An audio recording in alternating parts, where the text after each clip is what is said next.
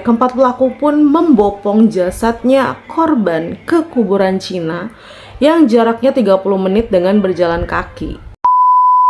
Assalamualaikum warahmatullahi wabarakatuh. Hai, apa kabar? Semoga selalu sehat dan selalu bahagia, dan terima kasih udah mampir di video ini. Gengs, makin hari ya kasus-kasus yang ada baik di luar negeri ataupun di dalam negeri itu makin mind blowing dan makin gak masuk akal. Gimana enggak, kasus ini baru banget terjadi, masih di bulan September, dan bikin aku kayak ngelus-ngelus dada, tau gak sih?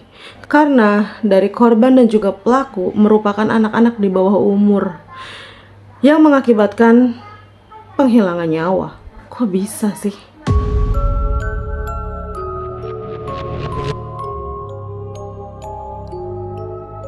Jasad remaja perempuan berinisial AA yang berusia 13 tahun ditemukan di Palembang, Sumatera Selatan. Kala itu belum diketahui penyebab pasti meninggalnya korban. Mayat korban ditemukan di TPU Talang Kerikil, Kecamatan Sukarame, Palembang pada hari Minggu tanggal 1 September 2024. Dan saat ditemukan, posisinya jasad ini tertelungkup di komplek kuburan Cina Talang Kerikil dengan menggunakan baju jersey bola, dengan ciri-ciri rambut panjang ikal dan memakai gelang di tangan kanannya. Remaja putri tersebut diketahui merupakan warga Pipareja RT 23 dan kuat dugaan bahwa korban ini dihilangkan nyawanya karena sebelum ditemukan ia meninggal, dia sempat pamit ke ibunya sekitar pukul 12 siang. Korban langsung dibawa ke Rumah Sakit Bayangkara untuk diperiksa lebih lanjut. Sementara itu, ibu korban yaitu Winarti yang berusia 39 tahun mengaku mendapatkan kabar anaknya ini tidak bernyawa dari keponakannya sendiri sekitar 4:30, dan saat itu Winarti baru banget sampai rumah sehabis ia pulang bekerja. Mendapatkan kabar itu, Winarti pun langsung berlari ke TKP dan mendapati sudah banyak warga dan juga polisi. Kemudian ibu Winarti lihat nih dari jauh, ternyata benar itu adalah jasad anaknya. Hingga akhirnya jasad anaknya dibawa ke Rumah Sakit Bayangkara. Winarti juga mengatakan dia terakhir bertemu dengan anaknya sekitar jam 12 siang. Saat itu AA pergi setelah mencuci seragam sekolah untuk dipakai di hari Senin. Winarti papasan dengan AA waktu mau pergi tapi nggak bilang apa-apa. Sempat pamit keluar gitu ya, kayak mau keluar tapi nggak bilang nih mau pergi kemananya. Kata ibunya yaitu Winarti, dia lihat AA pergi ke arah TKP. Setelahnya Winarti yang berprofesi sebagai pekerja rumah tangga pergi bekerja kembali di tempat lain, dan barulah sepulang dari bekerja dia ketemu sama keponakannya, dan keponakannya juga ngabarin nih kalau ternyata AA sudah meninggal. Kejadian penemuan jasad remaja tersebut mengejutkan warga sekitar, bahkan sempat viral di media sosial. Dari hasil penyelidikan ditemukan bekas luka akibat pukulan benda tumpul di bagian leher, dan mirisnya lagi ya, nggak hanya dihilangkan nyawanya, AA ternyata merupakan korban pemerkosaan. 2 hari setelah penemuan mayat, polisi berhasil menangkap 4 pelaku yang masih di bawah umur, yakni IS yang berusia 16 tahun, MZ yang berusia 13 tahun, NS yang berusia 12 tahun, dan juga AS yang berusia 12 tahun. AA sendiri merupakan korban ya, berusia 13 tahun dan masih duduk di bangku sekolah menengah pertama kelas 2 Palembang. Selain bersekolah, aktivitas AA lainnya adalah berjualan balon. Kejadian ini bermula dari perkenalan AA dengan IS yang berusia 16 tahun tadi ya.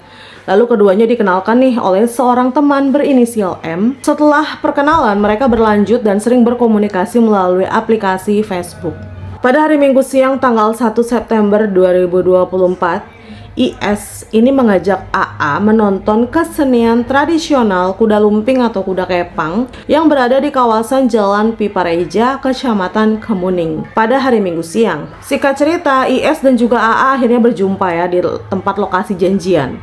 IS lantas mengajak AA ini jalan-jalan sampai akhirnya mereka tiba ke krematorium. Tahu kan, krematorium itu adalah tempat kremasi. Nggak tahu deh mau jalan-jalan mau ngapain ke tempat kremasi ya kan.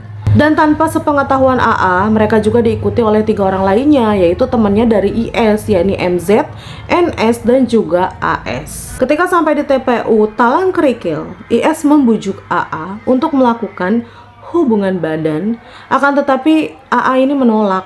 Karena nggak terima ya AA ini menolak, IS selalu membekap AA, dan seketika tubuh AA ini dipegangi oleh ketiga rekan IS tersebut. AA yang nggak bisa bernafas pun jatuh lemas. Sebenarnya nih ya, dalam kondisi ini AA ini udah meninggal dunia. Namun IS dan teman-temannya mengira bahwa AA masih dalam kondisi pingsan dan dalam keadaan meninggal. AA diperkaos oleh IS. Setelah IS selesai, 3 pelaku lainnya ikut meruda paksa AA yang kondisinya sudah tidak bernyawa. Bayangin nama kalian, ini bocil-bocil, ya ampun. Setelah selesai, keempat pelaku pun membopong jasadnya korban ke kuburan Cina yang jaraknya 30 menit dengan berjalan kaki. Itu kan cukup jauh berarti ya kan? Kenapa sih harus pindah ke sana ya? Semua itu dilakukan agar aksi mereka ini nggak diketahui oleh orang lain. Dan setibanya di tempat kedua, tubuh AA yang sudah tidak bernyawa ini kembali diruda paksa untuk kedua kalinya oleh para pelaku secara bergantian. Gak habis pikir gue tau. Dan setelah selesai, keempat pelaku menelantarkan jasad AA begitu saja di areal kuburan. Dan lebih di luar nalar ya, 4 pelaku kembali lagi nih ke tempat pertunjukan seni kuda lumping buat lanjut nonton. Dan gak sampai di situ. Keempat pelaku kan berbaur ya sama para warga dan ketemu nih sama teman-teman mereka yang lain juga. IS dan yang lainnya ini, mereka bahkan menceritakan perbuatan itu kepada teman-temannya yang lain gitu dengan bangga. Setelah kabar jasad AA ditemukan, pelaku sempat hadir ya di tahlilannya AA ya. Biar apa? Ya biar nggak dicurigai. Gila ya, masih bocil loh, bisa kepikiran begitu. Gak habis pikir gua. Namun demikian, karena 3 di antara pelaku ini masih berusia anak-anak ya, maka MZ, NS, dan AS ini dititipkan di Panti Sosial Rehabilitasi Anak Bermasalah Hukum Indralaya. Adapun IS ini mendekam di rutan Polrestabes Palembang. Kepala Bidang Hubungan Masyarakat Polda Sumatera Selatan yaitu Sunarto ini mengatakan bahwa dia meskipun masih berusia anak, proses hukum ketiganya tidak akan dikesampingkan. Hanya saja hukuman yang dikenakan bukan pidana ya. Merujuk pasal 69 Undang-Undang Nomor 11 Tahun 2012 tentang Sistem Peradilan Pidana Anak, maka anak yang berhadapan dengan hukum akan dikenai tindakan berupa pengembalian kepada orang tua, penyerahan kepada seseorang, perawatan di rumah sakit jiwa, atau perawatan di lembaga penyelenggaraan kesejahteraan sosial, serta kewajiban mengikuti pendidikan formal atau pelatihan yang diadakan oleh pemerintah atau badan swasta. Gimana menurut kalian? Adil? Mau ngamuk?